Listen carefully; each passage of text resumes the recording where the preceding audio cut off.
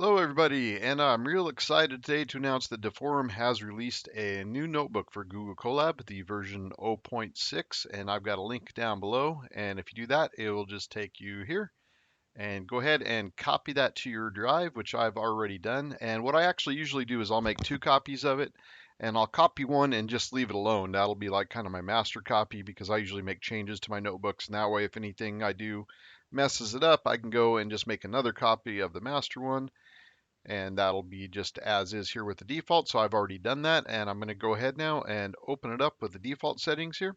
Okay, and here is the Deform notebook, and I have not changed anything on this yet. This is still all the default settings. So I'm just going to go ahead and start running it here. And then once you get down here and you run this part, what it should do is it will log into it'll give you that option to log into the Hugging Face there. Okay, so when it gets to this part, I've already installed it because I just previously did it. But you'll just need to enter your Hugging Face account and then your Hugging Face access token, which you can get here by clicking on your profile and going to settings. And then you just click on your access token and you just have to accept that model's license, which you've probably already done by now if you've already used the 1.5 model. It's been out a while. If not, you can do that. The other option too is to just use a custom path here under the model checkpoint custom, and then you can just copy the path to it with that model. So that's your two options. You can either use your Hugging Face account or you can use a custom model and just point it to the correct path there. I'm going to go ahead now and let this load up. Okay, I've got all my models loaded and I'm just going to continue animation mode none. We're just going to continue on down here. Now I'm going to change the prompts here a little bit. And you can leave these on if you want to be reminded of how to use these and everything. I'm just going to get rid of everything here except for the first prompt and that bracket. Okay, so I'm just left here with A Beautiful Lake by Asher Brown Duran. I'm just going to leave the animation prompts alone. We're not going to be doing anything with the animation prompts today. Okay, and right now I'm just going to leave this all on default. Now we are using this sampler. Let me show you. I'm going to turn down the steps here a little bit to 40. Now, let me show you where the new stuff is here from the 0.6. I'm going to turn off the prompt weighting too for now. I'm not using that. And I'll do 3 batches here. And I'm going to rename my batch here to test 6 just to find it later. And I don't want the prompt in there. That's too long. So I'm just going to change that. Okay, now when we get down here to the exposure, contrast, conditional settings, about from here on down is all the new stuff. So we're just going to explore that a little bit today, and then I'll get into a little more detail as I myself understand them a little better. I'm just going to be learning about this today like you all are. This is still brand new to me. Fortunately, there is also a guide that has been linked to this, and it's a guide to Deforum 6, and it has all about gradient conditioning, which is kind of this new setting. But for now, let's just go ahead and run it with everything default. I take that back. I'm going to change one more thing here from the default. I'm going to put in, let's see, a seed. I'm going to start the seed at 1. What this will do is it's going to generate each image with seed 1, seed 2, and seed 3 because it's on iteration. That way I don't get random seeds every time, so we can kind of see what our changes are doing. So I've changed the batch number, changed the batch name, and I've changed the seed so far. That's about it really. So what this will do is our first image will be seed 1, our second image will be seed 2, and our third image will be seed 3, which will just give us a little consistency here while we play around with these new settings. Okay, and here are our first 3 images from the 0.6 notebook. And you can see we have 3 lovely lakes there. And now I want to show you one other thing too that I've gotten just from a little bit of experimenting. So the other thing is that these new settings, they do not work with a couple of samplers here. The DDIM was previously a really fast one, but you'll notice here, oh wait, it'll work if you leave this at 0. So this is the first one we are going to adjust here. Down here, not init. This is only if we're using a starting image. We're going to right here, mean scale. So if we put one mean scale at 1, which is one of the new settings here, the contrast exposure settings, and then we try to run it with that DDIM, we're going to get an error. If you notice conditioning gradients not implemented for DDIM or PLMS, just use a different sampler. So we're just limited to, we just can't use one of those two samplers. I just wanted to point that out. So let's go ahead and go back to the default sampler it was on, which was the DPMPP2SA. We'll go ahead and leave it on that. And then we're going to go ahead and start with our very first setting here, this mean scale and exposure target, and see what this does. Now, like I said, also, there is a guide here. And so what I'm going to do actually is use some of the settings here from the guide. There's the gradient under gradient conditioning in Deforum, and I'll go ahead and put the link. It's called a quick guide to Deforum 6. And I'm going to go ahead and put the link there, but there's a link inside the guide, actually a Deforum Gradient Conditioning spreadsheet that has some sample settings. What we're going to do is kind of just go through the sample settings here, and we can test this out here. So the first one is the mean scale at 0, the variance scale at -200, and the exposure target at -1. And I'm just going to change this part. It does have some for these two. I'll go ahead and go down this. But right now, I'm just going to see what this itself will do to the image. Let's go ahead and run this. Okay, and we can see it definitely had an effect here. It kind of makes those brighter spots brighter and things. Let me go ahead and actually, I'm going to follow the whole guide. I'm going to do everything here one by one. Let me go ahead and switch my camera here real quick. Okay, so this is the guide I'm using. This is the quick guide, and then if you click on this Deforum Gradient Conditioning spreadsheet, it will take you to this. What I just did was I just did this first part, but I'm going to go ahead now and go all the way down. We're going to go ahead and we're going to go on min, max, and then recommended. We're just going to sample all of these settings and see how they change it. And then that's where I'm going to leave today's guide. Now, I might mess around with this myself, and kind of do my own settings. But right now, this looks like a great thing to start our experiments with. So let me go ahead and go down the list here with the minimum, and we're going to do the minimum, the maximum, then the recommended. And I'm assuming the recommended will be the best setting, but I started on the minimum. That's probably why it didn't look so good. So let's go ahead and fill the rest of this out here. Okay, so for the next setting, it is 0 and then 1 and 1. And let's look at this other one. Okay, and I'm not going to document it. I'm just changing all these to that minimum setting in the guide. Let's go ahead and test this again now.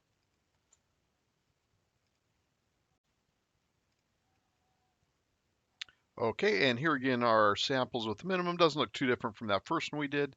So now let's go ahead. What's the next one here? The next one is the maximum. So now we're going to go ahead and do the maximum settings here. I'll go ahead and set this up. So we've got 400 for the mean scale.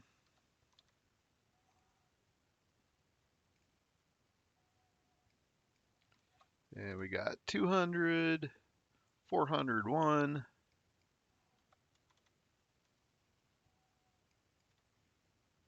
And I'm just going to go ahead and continue. Again, I'm using that Deforum Gradient Conditioning spreadsheet that is in the quick guide to Deforum 6. I'll go ahead and finish setting this up.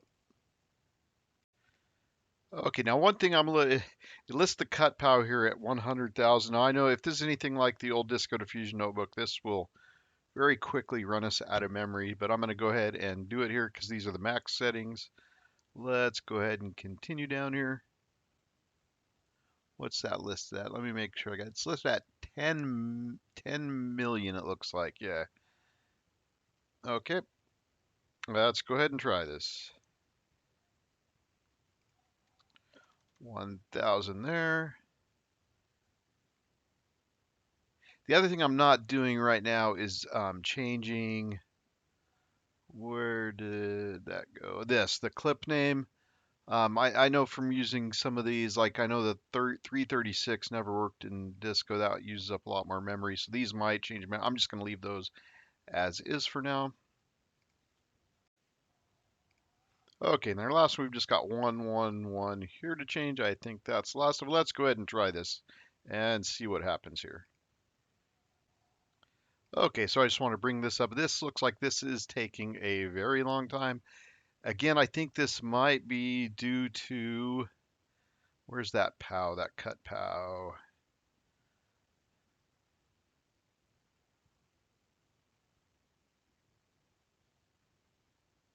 There it is, that cut pal. I know that this really caused a lot more memory usage in Disco. So some of these I'm a little familiar with. I haven't seen some of these settings for a while in this notebook, but we'll go ahead and let it play out here. And there we go. Yeah, that is just an ugly mess. So let's go ahead and let's just stop this. And now I'm going to go ahead and change everything to the recommended settings.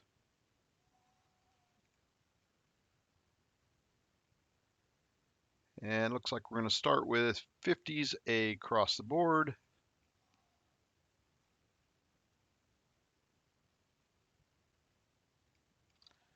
So we got 50, 50, 50. These ones I'll go ahead and show you all the settings because this is probably going to be the best one. Then we got color match 400.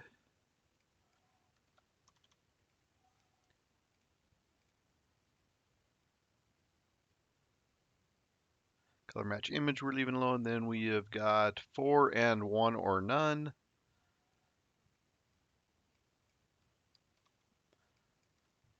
And make sure I got that in the right place. Ignore that way. Yep, 4 or 1 or none. I'll put it at 1 for now. And then we've got 50 and 3 and 1.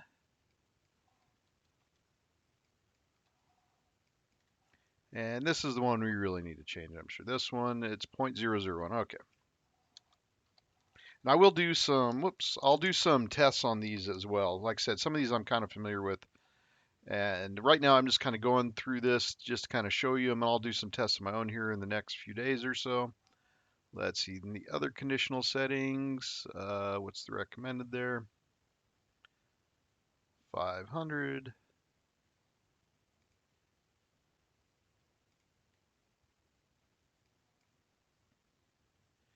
And then for our clamps, we've just got 0.02, 0.02, 0.01, and 1. I think that started here.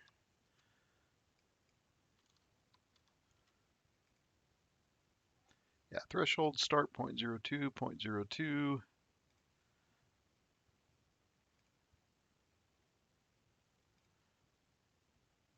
And 0.01. It says grad inject timing 1. Let's just put a 1 there. Okay. Okay, let's go ahead and try this out now.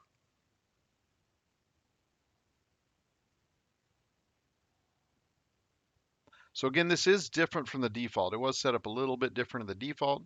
So let's go ahead and see how this turns out here. Okay, and there we can go. I just want to point out too, this is taking quite a while here.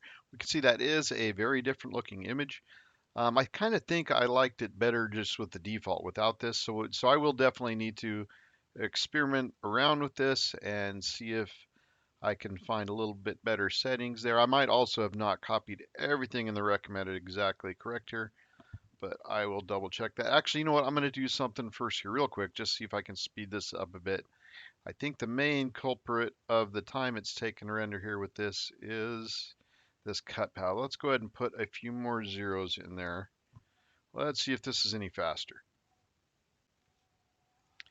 Okay, I'm not sure. It looks like it is. We're still at 2.69. This is still pretty slow. Let me go ahead and double check that.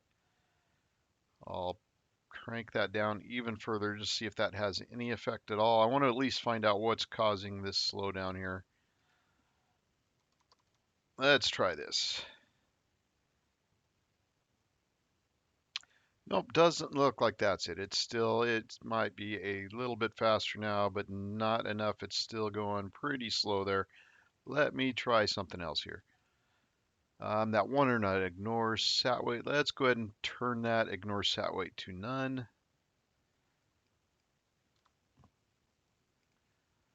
We'll just kind of go down the list here. We're still pretty slow there. Let's try something else. One other thing, I had my exposure target set to 1.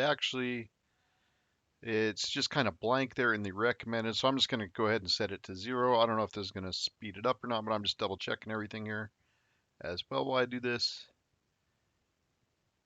Let's try that. Let me try to just turn these down to 0.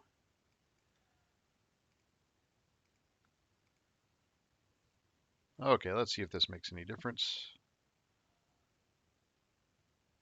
That gave us about, that saved about a second per iteration. Now we're down to 1.7 instead of 2.7. And let's keep going down the list here. And then we've got cut pow 0.001, cut N1. And I turned that way down. Let's go ahead, since that didn't really seem to affect, let's go ahead and turn that back to the recommended, which I believe was 0.0001, just 0.001. Okay. Let's see, the MSE scale recommends 1,000. Yeah, it's still going a bit slow there.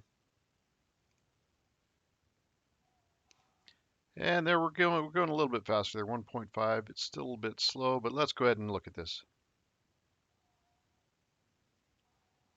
Okay, and there it is. So we can see that definitely does make it different. Does it look better? I don't know. I probably just don't know how to use this well enough quite yet, so I'm going to work on experimenting some more with this. Now let me go ahead and change it back to normal. Let me show you how to do that. So we can do here, if you put this mean scale to 0, I believe this will turn everything back. We can go ahead and test it by trying to use that model, that DDIM model. It will not work. If it's trying to use the gradient scale, yeah, so that shuts it all. Oh, nope, it is still, something is still on there.